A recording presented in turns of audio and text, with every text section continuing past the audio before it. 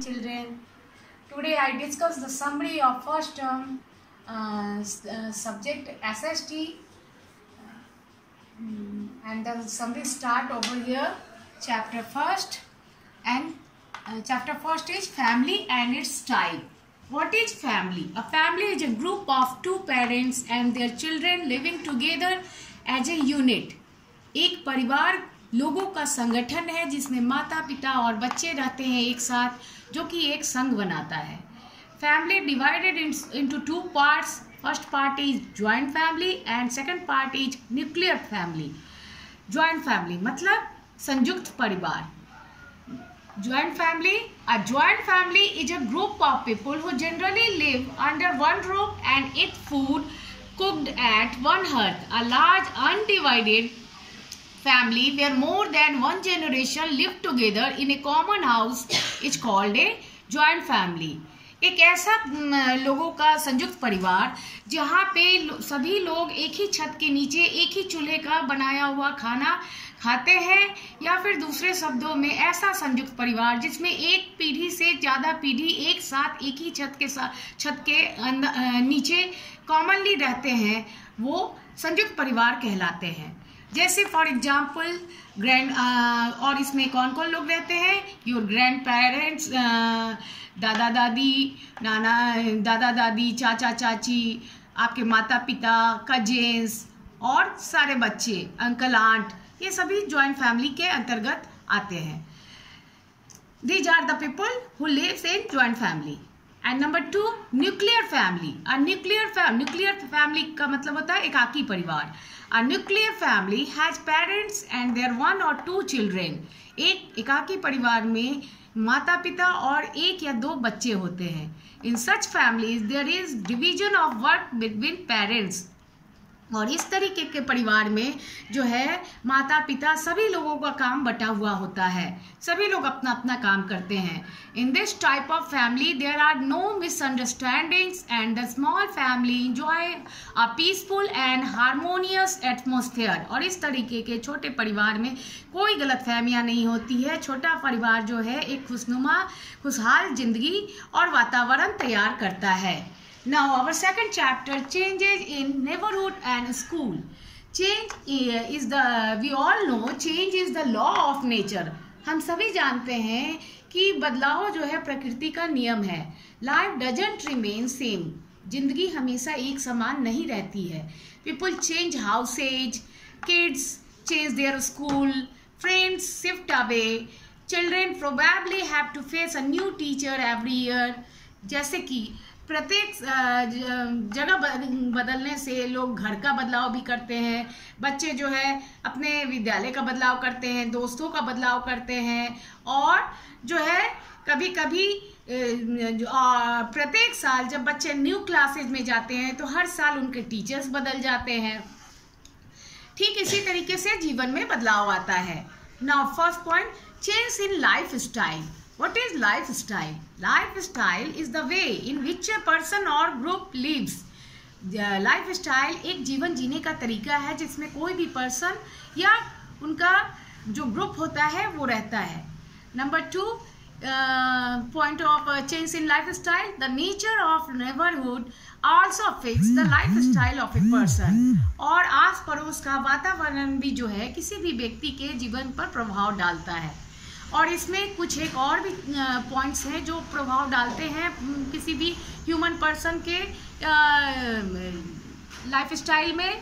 For example these points are geographical things, social cultural activity, political and economic trends also influence individuals life style. ये सारे जो points हैं ये सभी भी किसी भी पर्सन के लाइफ स्टाइल को चेंज करने में सपोर्ट करते हैं. Number 2, change in food. और जैसे ही वातावरण बदलता है तो लोगों का भोजन भी बदल जाता है. Indian foods is heavenly influence by religion and cultural choices and tradition. और वैसे भी भारतीय भोजन पर जो है हमारे धर्म, सांस्कृतिक और पारंपरिक चीज़ें ज़्यादा असर डालती है. और क्लाइमेट के अकॉर्डिंग स्टेट वाइज भी फूड जो है बदल जाता है. Number 3 point is changes in work. Place बदलने से जो है आपका वर्क प्रोसीजर भी चेंज हो जाता है। Number 4 is changes in clothes. Along with the changes in our lifestyle, working culture and social norms, traditional wears are losing their significance very fast among today's youth. आजकल के युवाओं में जो है पुराने पारंपरिक जो है जो लोग परिधान पहनते थे वो सारे में पहनावे में भी बदलाव आ रहा है। अब जो है people are wearing different types of dresses such as jeans, t-shirts, shirts, capri pants etcetera. आजकल उन लोगों के पहनावे में जो है jeans, T shirt, skirts, capri pants, इन सब चीज़ों को वो लोग ज़्यादा पसंद से पहनने लगे हैं। These are the changes of dresses in the people's life. Number 5 changes in houses. जगह बदलने से और क्लाइमेट बदलने से या से भी और लोगों का जो है रहने का जो है घर का भी मॉडिफिकेशन चेंज हो रहा है। जैसे houses are divided into 2 parts. First one is temporary houses, second one is the permanent houses. Temporary houses के अंतर्गत आते हैं वैसे घर जो आसानी से कहीं भी बनाए और उसको डिमोलिश कर सकते हैं, और इसमें आते हैं huts, house boats, tents, igloos, caravans. ये एग्जाम्पल्स हैं टेम्प्रोरी हाउसेज के। परमानेंट हाउसेज वैसे होते हैं जो फिक्स रहते हैं, परमानेंट रहते हैं, और इस तरह के हाउस परमानेंट हाउसेज का एग्जाम्पल है bungalow, flats and multi storey building. अब है number 6 point changing of schools. क्यों लोग बच्चे विद्यालय का जो है बदलाव करते हैं। Some of the probable reasons might be as follow. कुछ रीजन्स उनके कारण बताए जा रहे हैं नीचे। See, moving to another city or country or even to a different part of the town you live in, parents getting transferred due to work, problems at old school, या तो सामाजिक कारण से, या फिर जो जॉब होल्डर पेरेंट्स है वो अपने काम की वजह से उनका जब ट्रांसफ़र होता है तो स्कूल का विद्यालय का बच्चों का बदलाव करते हैं, या फिर पुराने स्कूल में कोई अगर बच्चे को प्रॉब्लम होता है एडजस्टमेंट में तो उस रीजन से भी स्कूल का बदलाव बच्चों का होता है। Now the third chapter, changes in transport system। क्या क्या बदलाव जो है ट्रांसपोर्ट सिस्टम में आया है, परिवहन सिस्टम में। Today every distance is achievable. आज जो है बड़ी से बड़ी दूरी को भी आसानी से तय की जा सकती है। It is just because of the improved means of transportation and communication available world wide. पूरे संसार में जो है परिवहन का, ट्रांसपोर्टेशन का फैसिलिटी इतना ज़्यादा ईजी हो गया है कि लोग आसानी से कहीं भी आ जा सकते हैं। What is the means of transport? There are mainly 3 means of transport. These are land transport, water transport and air transport. Land transport के अंतर्गत जो है इसमें आता है road transport, rail transport facility, और अभी नया ट्रांसपोर्ट रेलवे में आ गया है फैसिलिटी, मेट्रो रेलवे ट्रांसपोर्ट। अभी फर्स्ट है land transport. Land transport includes roads and railways transport facility. Number 2, air transport. Air transport is the fastest and most advanced means of transportation. हवाई यात्रा जो है सबसे तीव्र और गति से चलने वाली और सबसे आधुनिक ट्रांसपोर्टेशन का एक क्वालिटी है, एक ये है क्वालिटी है, मीन्स ऑफ ट्रांसपोर्ट है। This means of transport can reach the places where it is not possible to reach by roads and rails, that is jungles, deserts and mountainous areas। ऐसी जगहों पर जहां रेलवे और by road नहीं जाया जा सकता है, फॉर एग्जांपल जंगल, मरुभूमि का इलाका या पहाड़ियों के इलाके, वैसे जगहों पर एयर ट्रांसपोर्ट फैसिलिटी अवेलेबल रहती है, उसके थ्रू हम जा सकते हैं। Number 3, water transport. The progress of a country largely depends on a good water transport network। हमारे जो बड़े बल्क में जो सामान को एक देश से दूसरे देश जो आसानी से भेजा जाता है ये शिप के थ्रू, ये वो वाटर ट्रांसपोर्ट ही ऐसा फैसिलिटी है जिसमें हम बड़ी क्वांटिटी में सामान भेज सकते हैं एक देश से दूसरे देश में। और water transport is the cheapest transport. Many rivers in India are suitable for the water transport. Thus, the different means of transport system has made our life more comfortable and advanced. और इस तरीके से हम देखते हैं कि अलग अलग तरह के जो ट्रांसपोर्ट सिस्टम है हमारे लाइफ में आसानी से हमारे लाइफ को इजी बना रहे हैं। Now, number 4 chapter summary, gender sensitivity. What is gender sensitivity? Gender sensitivity is a contemporary topic. Gender sensitivity जो है एक मॉडर्न टॉपिक है।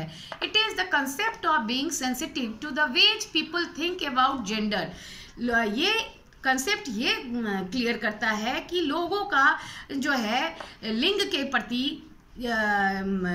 आपका जो है स्लिंग और पुलिंग, मेल और फीमेल के प्रति क्या उनकी भावना है उसको क्लियर करता है।